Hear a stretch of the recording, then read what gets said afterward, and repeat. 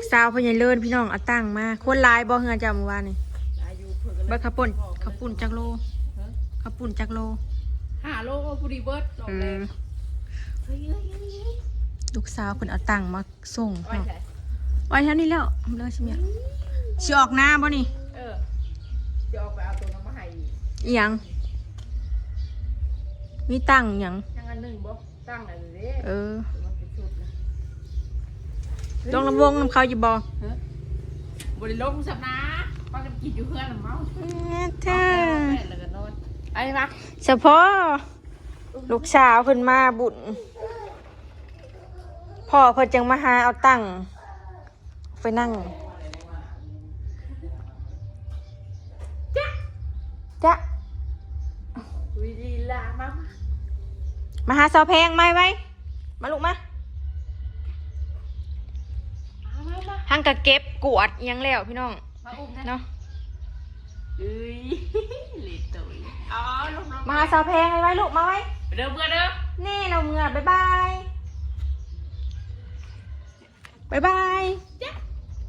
เป็นสาวบ่แล้วพี่น้องร้านก็ได้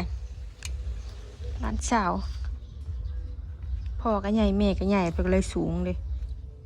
นี่บ๊ายบายลูกผัดมาส่องได้แพงไปแพงมีขนมเนี่ยนะคะในถุงนะลูกเลี้ยวเลยแพงไปเลยได้แพงถ้าแพงมีขนมในถุงนะลูกไปได้ไหมไปเร็วนั่นขนมไหนไปกินขนมไป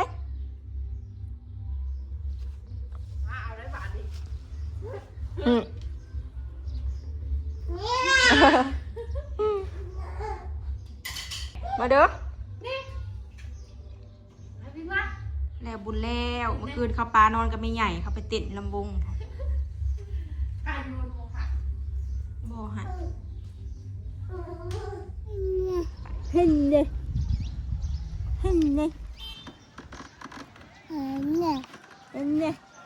อีไม่ใหญ่ไปใช้ว่าอีไม่ใหญ่ลงวัดยังบ่เมื่ออยู่สบายดีลูกสบายดีอะไรสิไปใส่รอกลางบ้านเป็นบ่รอกลางบ้านเป็นบ่สิขึ้นเฮือนป้าพี่น้องไปลินเฮือนป้าในหัวบ้านในค้างวัดเลยเนาะเพราะว่าลุงกับป้าลงมาแต่เวียงเนาะก็เลยพาลิซิ่งมาหลังจากที่กินข้าวเช้าแล้วบรรยากาศมันโบมีรถยามมื้อเช้าเนาะอลิสไม่ใหญ่ลูกวัดหอดบัวได้เลาะถ่ายคลิปในงานบุญสัมบริเวณหอดขานค่ะ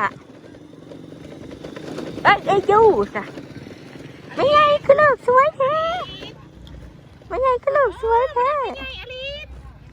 ว่าสิปรินงานป้ามีคนอยู่ปะไผ่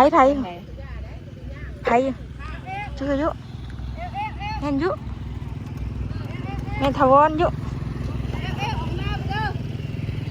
กันไม่ใหญ่ก็จะได้ยังได้ข้าวต้มมาผากลานป้าขึ้นเทือนป้า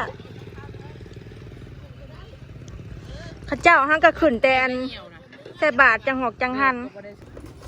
เท้า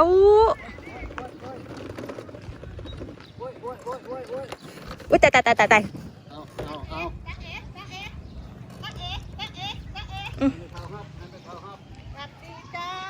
ป้าอังก็ขึ้นมาแต่วัดพี่น้องสวัสดีจ้าทุญ่าก่อนร้านเช้าคุณสวยพอได้เห็นป้าอ้อยนะป้ามูค่ำวานี่นะโอ้บริยานไดขึ้นไปนั่งแล้วก็เอาหายแล้วไข่เพิ่นใช่ภาษาใบของเพิ่นนะกินข้าวแรกแล้วก็พากันขึ้นมาพ่อ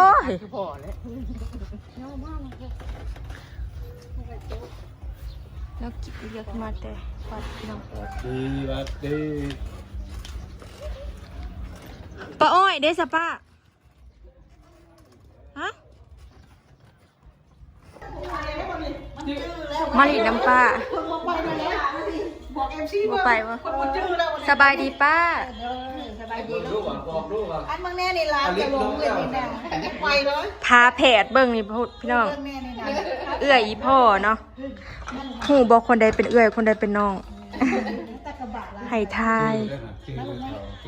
ป้าอ้อยนี่เป็นเอื้อยเนาะป้าถามเป็นป้าเป็นฟ้าแฝดทรงไอ้น้องแล้วเป็นเอื้อยของอีพ่อเนาะสลอยเอิ่นป้า ว่านี่แกก็บ่ออก แกก็บอกว่านี่ ลงขับ ป้าเราลงมาแต่เวียงเนาะลงมาบุญบ้านเราก็เลยมาพาลิดมาเล่น เอาในเท้าองค์ในมันลง เฮ้ยบัดมือว้านี่ไปน้ำไผ่ เป็นเดียวดิไปเดียวอุ้ยหลานก็ได้แล้วก็จะนั่งจะกินข้าว ลุงได้ซะปะ ลุงจะกินอะไร ไม่ยอดแล้วก็จะพูด แต่ที่เกิดร้านข่อย ลิดจ้า ลูกจะกินคารีได้ชะลีหน่อย คันบ่มีแนวหยวดนี่บ่ได้ไปนำเด้อพี่น้อง ไม่เจ้าร้านจะได้กลมว่า ได้ชะลีหน่อยจะมาทำเออ บ่อนมึง เห็นได้ ไป ชะ เอา ลีจะกินชะลี ต้องแทนไหมเนาะ แม่น่ะลงใส่บาตรพี่น้อง เอามา แล้วบุญเนาะเขาเจ้าก็ลงใส่บาตร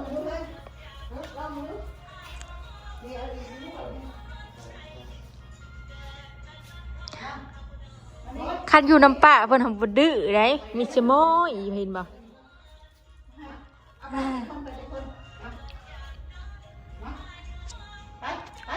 เอามาชักชวนไปบ่ ครับส่วนเดียวอันนี้ครับส่วนเดียว ไปชะลีเลยกดดันบ่ลูกกดดัน จักสิไปน้ำไผ่บ่ กดปืนปิดโทรศัพท์ ติดป่าพี่น้องติดแต่บ่เห็นเราเพิ่นก็แล่นขึ้นตากเรารถ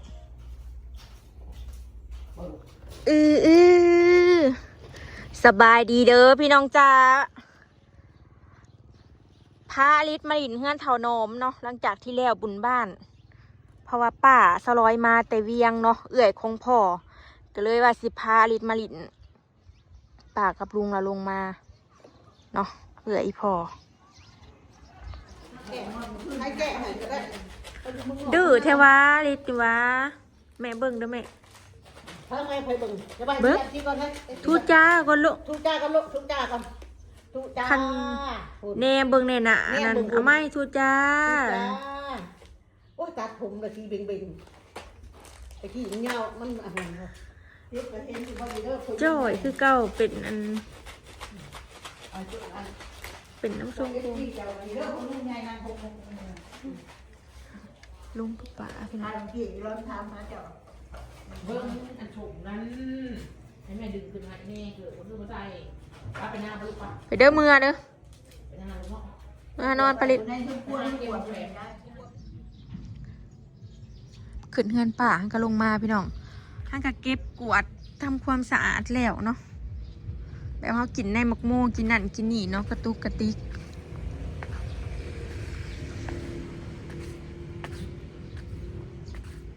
เงินกินข้าวแล้วลูกน้ำแข็งไปซื้อมาอีก2 สอบเมื่อคืนยังอยู่ตาขาตู้แส่กับเบิดเต็ม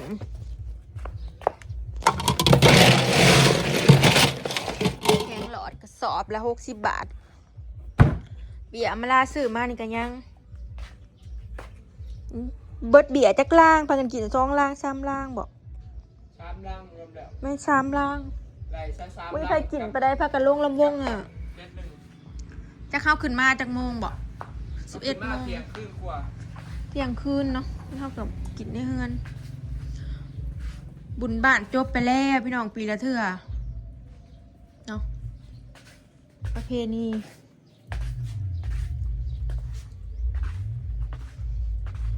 เมื่อยพี่น้องแล้วบุญแล้วก็เพื่อเก็บถ้วยเก็บบ่วงได้นี่ไอ้ผักแพรวกำลังงามว่าสิเก็บถ้วยเก็บบ่วงเนียนคล้องเละบาทนี่ทำความสะอาดยังแล้ว สบายดีลูกวัดดีจ้า มาลงมาประเต้นลูก เฮ้ยสบายดี เห็นเถ่าแล้วเป็นหน้าใดลูกหึคือกันอยกอ่ะลงนั่งกินข้าวอีกเลย เอาปากไฟออกไหม พาลิดปลิดน้ำปลาเอ้ยของพ่อและคนกับบุเคยเห็นพ่อสลอยจากเถื่อเนาะ มันพองไปเนี่ย เห็นแต่ญาติพี่น้องทั้งพ่อ ปล่อยลูกไปพอจับ มาเบิ่งผักกาดกวางตุ้งห้ามบริโฮสคือมือคือจังหวะงามเนาะ บัดทดคู่มือผัดว่าโบงามผักนะพี่น้องสลอยบะแบบมือนึงจังสิบางทีนะ มันมาได้เมื่อมันคือเที่ยวขึ้นหัว เฮายังวะแบบว่าโพดน้ำแล้วบ่ได้ถือสารอาหารยังบ่จังเนาะบะมือหนึ่ง2 มือบางทีก็ยังคือพอจังมาโหดพอมันซุ่มอยู่แล้วเด้พี่น้องมันเป็นดินทรายของเนี่ยทั้งขี้แกบทั้งหยังมันละงามบัดเนี่ยมันห่มพี่น้องไว้ใช้ต้มข้าวให้อลิศอันนี้เป็นผักกาดของจีนผักกาดขิวแต่ว่าบ่แห้งใบมันสิบ่ขิวแห้งเท่าซ้ำนี่เท่าแบบนี้ไหมอันนี้ผักกาดตดเขาเอิ้นเนาะจะไม่หรองามค่ะมันงามกว่านี้นะมันสิใบใหญ่กว่านี้พี่น้องต้นเพียงแอวนี่จ้า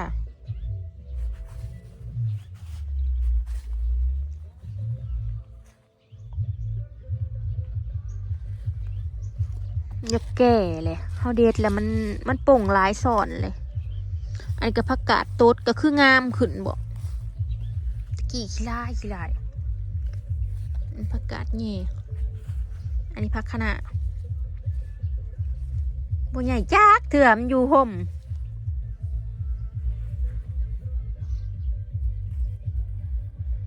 ต้นผักเคล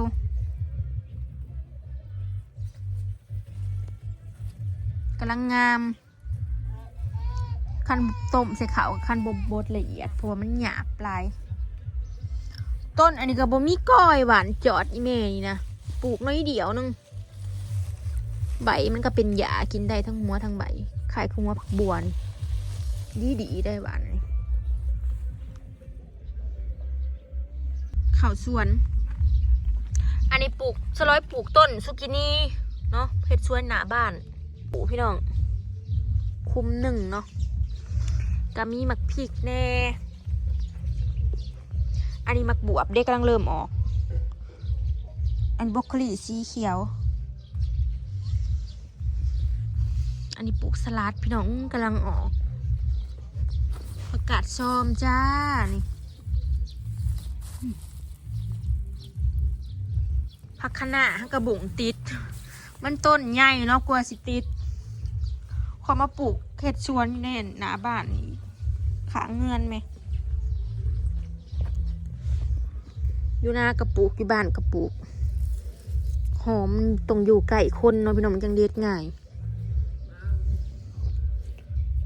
ต้มซีนในหม้อนะเฮ้ย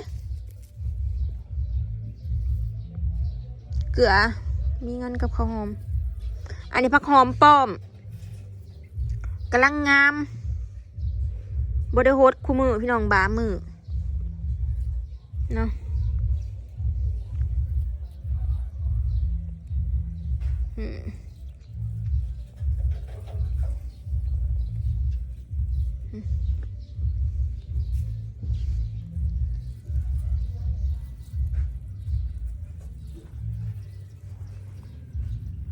กำลังออกงาม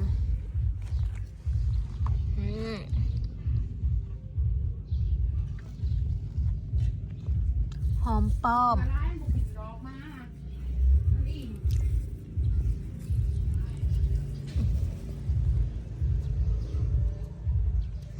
แค่นี้ไปอีตู่กำลังงามใหญ่ไวอะไรได้บักไก่ลายต้น1-3 4กินพี่น้อง